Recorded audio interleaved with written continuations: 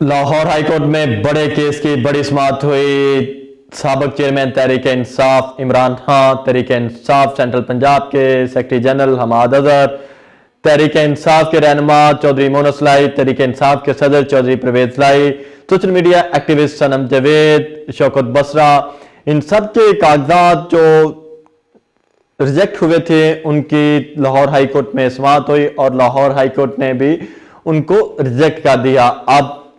Social media activist اور اس وقت بغاوت کی علامت سمجھے جانے والی صنم جاوید، انہوں نے اور ان کے والدین نے لاہور ہائی کورٹ سے ریجیکٹ ہونے کے بعد کاغذات سپریم کورٹ جانے کا اعلان کر دیا ہے۔ لاہور ہائی کورٹ نے جو فیصلہ دیا، پہلے الیکشن ٹریبیونلز نے دیا، پھر لاہور ہائی کورٹ کا 2 رکنی بینچ بیٹھا جسٹس باقر نجفی کی سربراہی نے، اور انہوں نے بھی صنم جاوید کے جو کاغذات تھے وہ نامزد کی وہ ریجیکٹ کر دیے۔ آپ کو بتاتے چلیں کہ لاہور کے حلقہ N119 سے اس وقت 2 بڑے امیدوار میدان میں تھے۔ ایک جانب مسلم لیگ نون کی جانب سے ان کی چیف آرگنائزر سابق وزیر اعظم، مسلم لیگ نون کے قائد اور نون لیگ کے صدر شہباز شریف کی بھتیجی اور نواز شریف کی بیٹی مریم نواز میدان میں ہے، اور ان کا مقابلہ تھا تحریک انصاف کی جانب سے جو بغاوت کی علامت سمجھی جانے والی، پچھلے 8 ماہ سے جیل میں قید و بند کی صورتیں برداشت کرنے والی صنم جاوید کے ساتھ تھا۔ صنم جاوید کو جب بھی ہم نے عدالت میں دیکھا، ان کے جو حوصلے تھے وہ بلند نظر آتے تھے، کہیں پہ بھی ان کے چہرے سے یہ نظر نہیں آتا تھا کہ وہ قید و بند میں ہے، ان کو کوئی پریشانی ہے۔ وہ جب بھی آتی تھیں وہ اسی طرح چے گیوارا کی طرح عدالت میں پیش ہوتی تھی، وہ اسی طرح انداز اپناتی ہیں جس طرح نیلسن منڈیلا عدالت میں پیش ہوتا تھا، وہ اسی طرح اس کا انداز ہوتا ہے جس طرح امام خمینی کا عدالت میں پیشی کے موقع پر ہوتا تھا، وہ اسی طرح ہی نظر آتی تھی جیسے جو ہے شیخ مجید عدالت میں پیشی کے موقع پر ہوتا تھا۔ جیسے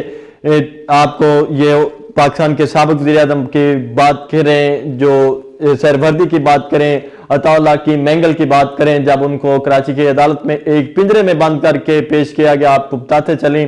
کہ اختر مینگل کے والد سردار عطا اللہ مینگل کو ان کے اوپر غداری کا مقدمہ درج کیا گیا، ان کو کراچی کی ایک عدالت میں جب پیش کیا گیا تو وہ ایک پنجرے میں ان کو بند کر کے عدالت کے سامنے پیش کیا گیا، اور وہ جب اس پنجرے میں تھے تو اس وقت بھی انہوں نے وکٹری کا نشان بنایا ہوا تھا۔ تو اسی طرح جب صنم جاوید کو گاڑی میں لایا جاتا ہے، پریزنر وین میں لایا جاتا ہے، تو ATC میں اس وین کو گھنٹوں کھڑا کیا جاتا ہے۔ وہ وین اسی طرح ہے کہ وہاں پہ نہ بیٹھا جاتا ہے نہ کھڑا ہوا جا سکتا ہے۔ تو صنم جاوید اس کے باوجود جب بھی اس وین سے باہر نکلتی ہیں تو وہ